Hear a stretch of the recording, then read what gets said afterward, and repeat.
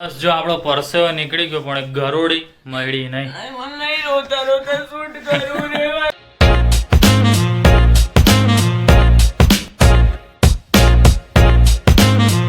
મિત્રો good morning અને જય શ્રી કૃષ્ણ. તો દિવસની શરૂઆત કરી દીધી છે મસ્ત મજાના વાતાવરણની સાથે. આજે તો મને લાગે છે વરસાદ પડશે જોરદાર, કારણ કે વાતાવરણ એવું મને લાગે છે. તમને શું લાગે આ વાતાવરણ જોઈને કમેન્ટ કરજો, અને તમારે ત્યાં વરસાદ છે કે નહીં એની પણ કમેન્ટ કરજો.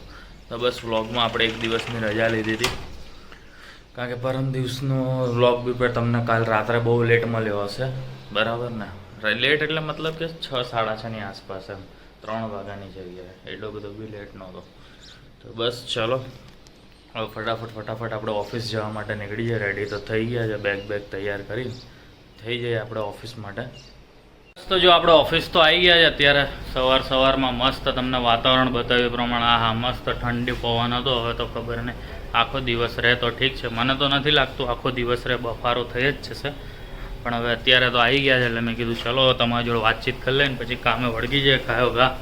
તો બસ ચલો કામ ચાલુ કરીએ અને આગળ તમારી જોડે વાતચીત પણ કરીએ. બસ સવારની પડી ગઈ છે બપોર. આ ઘોંઘાટ બહુ બધો છે એટલે આપણે કદાચ બહાર જઈએ, કદાચ ઓછો થઈ જાય તો તમને મજા આવે. મને 2-3 જણાએ કમ્પ્લેન કરી હતી કે ભાઈ તમારો અવાજ બહુ બધો આવે. તમે કીધું કાંઈ વાંધો નહીં, આપણે જેમ બને એમ ઓછા ત્યાં આગળ બ્લોગ બનાવશું એટલે અવાજ તમને ના આવે. બાકી આ કુદરતી વાતાવરણ, ઝાડની નીચે ઠંડક તો નથી કારણ કે પવન નથી, અને વાતાવરણની વાત કરીએ ને તો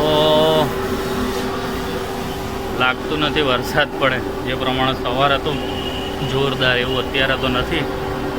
તો ચાલો હવે તો કામ ચાલુ છે, તો ભાઈ કામ બામ બતાવીએ બરાબર, પછી તમને પાછા મળીએ. બસ ઘરે તો આપણે આવી ગયા છે, પણ દિવ્યા છે ને ત્યાં રૂમમાં અંદર છે. કેમ ને હું હમણાં જોઈ લઉં. ક્યાં હતી દિવ્યા? જવાબ નથી આપતી. મારે અંદર જઈને જોવું પડશે કે શું થઈ ગયું.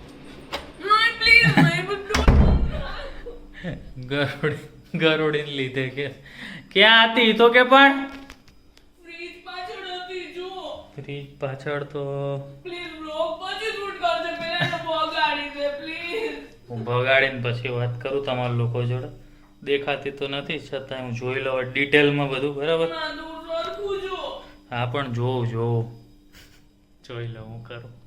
બસ જો આપણો પરસેવો નીકળી ગયો પણ એક ગરોળી મળી નહીં.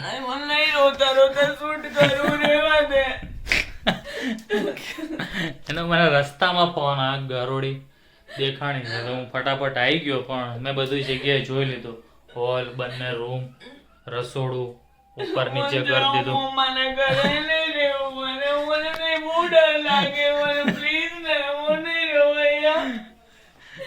ચલો મેં જમવાનું વિચારી પછી મળીએ. તો બસ અમે લોકોએ ઢોકળા ખાધા અને દિવ્યા અત્યારે રૂમમાં સૂઈ ગઈ છે. માંડ સુવડાઈ, બહુ બધું રડી અને હિંમત આપીને. એમાં શું ઢોકળા તમે જોયેલા છે, તો વળી હું એની જોડે ઊભો રહ્યો ને મસ્ત અને ઢોકળા બનાવ્યા. અમે બંને ખાઈ લીધું પેટ ભરીને અને વ્લોગ એડિટ કરવા બેઠો તો મને ખબર પડી એટલે ગુડ નાઇટ કહેવાનું તો રહી ગયું છે.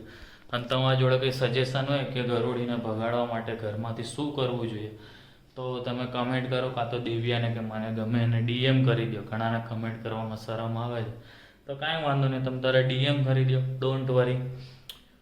બાકી દિવ્યાને માંડ શાંત પાડી અને સુવડાવી દીધી છે. અત્યારે મસ્ત એ સૂઈ ગઈ છે. હું પણ આ વ્લોગ આમ ધીરે અવાજે રેકોર્ડ કરી રહ્યો છું કે ઉઠી ના જાય. તો બસ ચલો મળીએ કાલે નવા વ્લોગ સાથે. ત્યાં સુધી ગુડ નાઇટ અને જય શ્રી કૃષ્ણ.